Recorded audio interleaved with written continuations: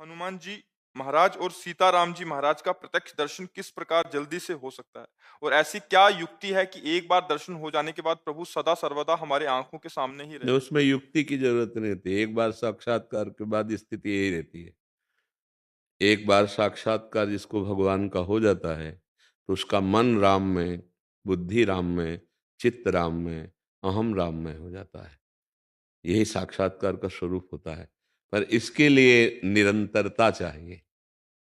हमारा जब चित्त निरंतर श्री भगवान में रमण करता है तो चित्तचोर भगवान कृपा कर हमारे हृदय में, हमारे नेत्रों में प्रकाशित हो जाते हैं। भगवान स्वयं बोले हैं, अनन्य चेता सततम यो माम स्मरति नित्य सा तस्याहम सुलभा।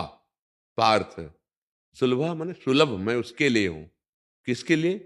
बोले जो अनन्य चेता सततम यो माम स्मरति नित्य सा, जो मेरा नित्य स्मरण सतत करता है, एक क्षण के लिए भी नाम न भूले। अगर नाम नहीं चल रहा तो और किसी साधनों में इतना बल नहीं भगवत साक्षात्कार करा दे। गोस्वामी तुलसीदास जी कहते हैं, राम राम राम जी जो लो तू न जपी है, तौलो तू कहूँ जाए, तिहूँ ताप तपी है। सुरसर तीर बिन नीर दुख पाई है, सुर तरु तरे तो ही दारिद सताई है। जागत बागत सपन्यों न सुख सोई है, जुग जुग जन्म जन्म जग रोई है।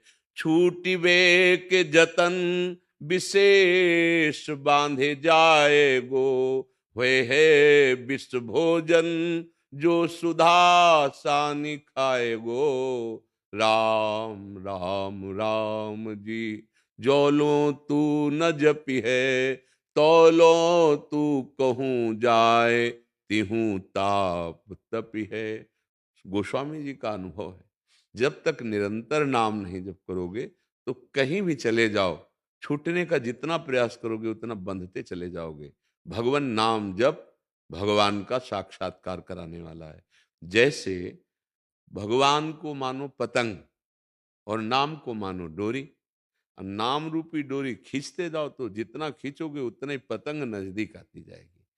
और एकादशी स्कंद भागवत में नवयोगेश्वरों ने वर्णन किया कि जैसे एक एक कवल खाने से क्षुधा निवृत्ति, तुष्टि पुष्टि होती जाती है, ऐसे ही एक एक नाम जप से संसार से वैराग्य, स्वरूप का बोध और भगवत चरणारविंदों की प्रेम वृत्ति बढ़ती जाती है।